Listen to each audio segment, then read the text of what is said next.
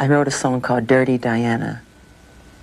And it's not about Lady Diana, it's about certain kind of girls. Welcome to Watch Mojo. And today we're counting down our picks for the most unforgettable Michael Jackson interview moments. For this list, we're looking at televised interviews where the King of Pop opened up, showed off his personality, and gave viewers a rare glimpse at the man behind the curtain. Did you buy the Elephant Man's bones? No, were you trying to get them? That's another stupid story. Number 10. Martin Bashir's accent gets Michael laughing. Living with Michael Jackson. Why are you laughing? Okay, go on. What? What have I done? For all the controversy surrounding Living with Michael Jackson, not every moment in the documentary is tense or uncomfortably probing. One of the lighter exchanges comes early on, when Michael slips into a mock English accent, clearly amusing both himself and Martin Bashir. No, I like your accent. I was laughing like at my how you accent? said, I'm going to ask you. You said, I'm going to ask you. I like it. Away from the huge questions about fame, childhood, and Neverland, Jackson briefly comes across as playful, goofy, and eager to make the person across from him laugh. In a documentary remembered mostly for its heavier fallout, this little accent joke offers a rare flash of levity. Can you do an English accent? A bit. Okay. Nice to meet you. It's nice to meet you. Nice to meet a nice, beautiful interview.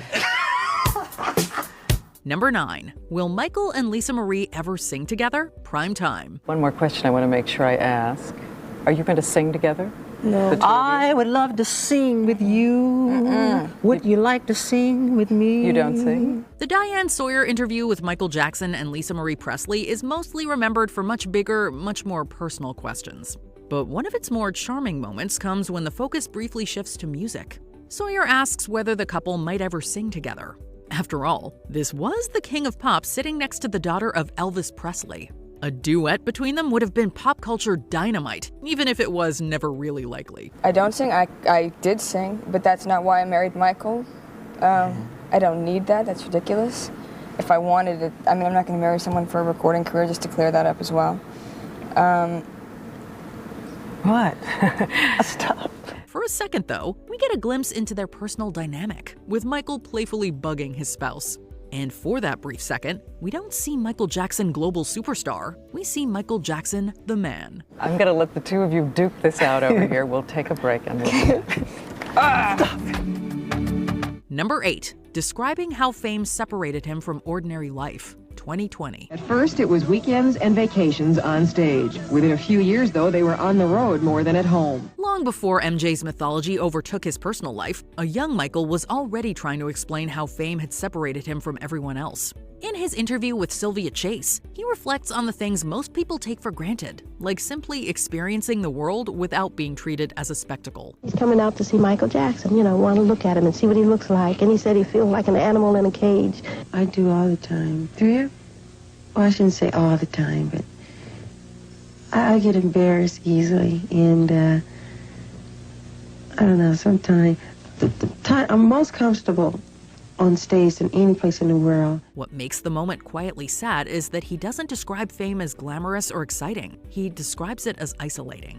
Even at this stage in his career, Michael seems aware that his success has placed a wall between him and the average person. He can entertain millions, but he can't easily move through the world like everyone else. Early on, he knew that people wouldn't see him as just Michael. Some people who believe that having always been on stage, you've never had to deal with the real world. Yeah, that's true in one way.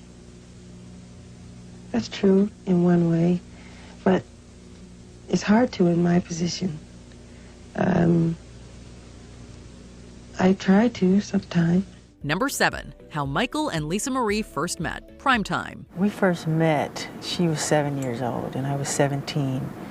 This was in Las Vegas. She used to come and see my show all the time. We had the only family show on the Strip. It's the Jackson 5. And she used to come as a little girl and sit right up front. She came quite often, but she came with a lot of bodyguards. Before Diane Sawyer's interview with Michael Jackson and Lisa Marie Presley became more pointed, it opened with a surprisingly storybook question. How did this unlikely marriage even begin? Michael explains that they first met in Las Vegas when Lisa Marie was a little girl and he was a teenager performing with the Jackson 5. We didn't stay in touch after that, no. He go ahead. You want to say what happened No, later you can with say. You contacting? have a good memory. No, you said you were going to say it. Our first argument here on this hour. The story becomes even more memorable when Michael says that years later, he asked attorney John Branca to set them up. In an interview full of pressure and skepticism, this moment briefly lets their relationship shine for what it truly was. A pop culture fairy tale with deeply unusual roots. Well, at first, this is what happened. When she was 18, I used to tell my lawyer, John Branca, do you know Lisa Marie Presley? He'd go, well, I represent her mother. I go, well, can you get in touch with her? Because I think she's really cute. And he'd laugh every time. He goes, I'll do my best. That's what he'd say. Number 6, the marriage question gets uncomfortably direct. Primetime. You said you don't sleep in separate bedrooms, and I'm going to confess, okay, this is live TV, and I'm copping out right here because I didn't spend my life as a serious journalist to ask these kinds of questions. But I'm not oblivious to the fact that your fans had one question they most wanted to ask of you. Diane Sawyer didn't simply ask Michael Jackson and Lisa Marie Presley whether their marriage was real. She asked the question everyone was whispering around: whether they were physically intimate. We want to know if you've done the thing. Michael, I know that this is an intimate question, but are you having sex together with Lisa Marie? Do you guys really love each other, or you're just doing this to satisfy the media? Are you guys intimate? Again, I can't believe it. But this is about the skepticism. Yes, yes, yes. It's an awkward moment, and that awkwardness is precisely why it stuck. Lisa Marie answers forcefully, while Michael mostly lets her take the lead. His private life had become so public that even the most intimate part of his marriage was treated as fair game on national television. The exchange says as much about the media environment surrounding Michael as it does about the couple themselves. We will be expecting a child. No, when, I'm not gonna. We're not going to say when. It's or personal. It's in the hands of the heavens. But not yet. Did Well, we marry out of convenience? That's really interesting to me. That's really ridiculous. interesting to me. Why? Well, why wouldn't we have a lot in common? That's the question. Why? Why not? Like we're faking this? Like, That's the no, most ridiculous but you can't thing live in the with somebody day to day. We're together all the time. Number 5, an impromptu performance of Who Is It? The Oprah Winfrey Show. I want you to sing something a cappella for me if you can. Oh, no. What could I sing? Who is it? The Oprah interview is packed with headline-making answers, but one of its best moments is purely musical. Asked to show how he creates, Michael casually starts beatboxing and singing part of Who Is It? No stage, no dancers, no elaborate production. It's just his voice and the rhythm. I gave her money, I gave her time, I gave her everything in life one heart could find. It doesn't seem to matter and it doesn't seem right, but the will is brought no fortune, still I cry alone at night. It's a reminder that underneath the spectacle, the image, and the endless scrutiny, Jackson was a working musician with an almost physical understanding of sound. He can be shy answering personal questions, but when he demonstrates a groove, everything sharpens. Suddenly, the interview stops being about the mystery of Michael Jackson and becomes about the craft that made him Michael Jackson in the first place. Don't you judge of my composure, 'cause I'm bothered every day. And she didn't leave a letter, she just up and ran away. Ow! That's Fabulous. part of Who Is It? I mean, you wanted me to do it. I like you very much I get for doing it. embarrassed. Thank you I'm very sorry much I for get doing it. embarrassed We're going to again. come right back with more of Michael Jackson live. Number 4, opening up about his father, living with Michael Jackson. When you would be practicing, you were very heavily disciplined by your father. What was that like? Michael spoke about his father, Joe Jackson, more than once, but his conversation with Martin Bashir is especially raw. He describes being afraid of him, the harsh discipline of his childhood, and the emotional impact it had on him as an adult. Well, I didn't have it that hard because he used me as the example. It was like, do it like Michael. You know, and he practiced us with a belt in his hand. And if you miss a step, expect to be... Joe Jackson helped shape one of the most successful entertainment families in history, but Michael repeatedly notes that that success came at a painful cost. In this interview, the superstar image drops away, and viewers see someone still trying to process the tension behind the Jackson 5 machine. It's one of the clearest examples of how Michael's adult persona can't really be separated from the childhood he felt he never had. But you were only a child. I know. You were a baby. I know. It's one thing to discipline. And you were producing successful records. I know. Number 3, explaining the moonwalk, the Oprah Winfrey Show. Where did the moonwalk come from, actually? Well, the moonwalk came from these beautiful children, these black kids who live in the ghettos and, you know, the inner cities, who are brilliant. They just have that natural talent for dancing. Any of the new hot, the Running Man, any of these dances, they come up with these dances. All I did was enhance the dance. Few Michael Jackson moments are more iconic than the moonwalk, so hearing him explain it to Oprah feels almost surreal. By 1993, that backwards glide had already become pop culture shorthand for Michael himself. The black sequin jacket, the single glove, the flash of the white socks, and that legendary Billie Jean performance on Motown 25. Oh, I can show you a step or two, Okay. but I'm a little rusty right now. A little rusty.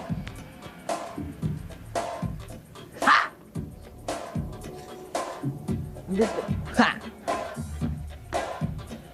Well, that's the moonwalk. Wait, did you catch it from the sideways? But when Oprah asks where the move came from, Michael doesn't treat it like some divine bolt of inspiration. Instead, he gives credit to the young black dancers he'd seen doing it first, describing them as brilliant kids with a natural gift for movement. Sure, the moonwalk may have become inseparable from Michael Jackson, but here, he lets viewers see the process behind the illusion. Okay, just show me slow motion. Could you show me slow motion? Okay. Wait. It's like, it's pushing and then there's, it's mainly like a popping type of thing. Number 2, his bond with Princess Diana, 2020. I met her first at my concert in London. She was very kind, very loving, very sweet. What did you two talk about?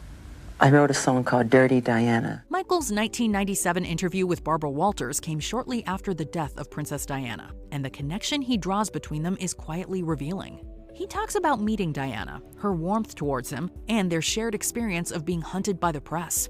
One of the most memorable details involves Dirty Diana. Michael says he removed the song from a concert out of respect for her, only for Diana to tell him she wanted him to perform it. She took me away and she said, "Are you gonna do Dirty Diana?" I said, "No, I took it out of the show because of you."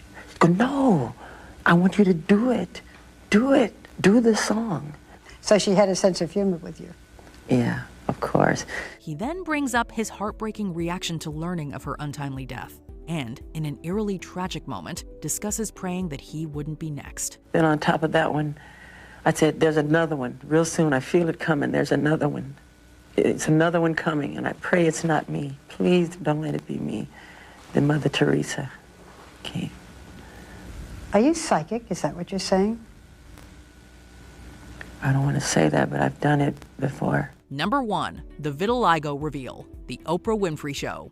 Is your skin lighter because you don't like being black? Okay, number 1, as I know of, there is no such thing as skin bleaching. I have never seen it. I don't know what it is. Well, they used to have those products growing up. I used to hear, always use bleach and glow, but you'd have to have about 300,000 gallons to... Okay, number 1, this is the situation. I have a skin disorder. For years, Michael's changing appearance had been the subject of rumor, ridicule, and intense speculation. In his 1993 interview with Oprah, he finally addressed one of the biggest questions directly. Michael said he had vitiligo, a skin condition that affected his pigmentation, and roundly rejected the idea that he was trying to erase his black identity. When people make up stories that I don't want to be who I am, it hurts me. So it is. It's a problem for me, okay? I can't control it, okay? But what about all the millions of people? Let's reverse it. Okay. What about all the millions of people who sit out in the sun to become darker, to become other than what they are? The moment is still one of the most important interviews of his career because it shifted the conversation, at least temporarily, from tabloid guessing to Michael's own explanation. It was vulnerable and defensive, but most of all, clearly painful. More than anything, it showed how much of his body had become public property in the eyes of the media. Why is that so important? You know, that's not important to me. I'm a great fan of art. I love Michelangelo. If I had a chance to talk to him or read about him, I would want to know about what inspired him to become who he is, the anatomy of his craftsmanship, not about who he went out with last night. Which Michael Jackson interview moment stayed with you the longest? The music, the memories, or the moments where he let his guard down? Be sure to let us know in the comments.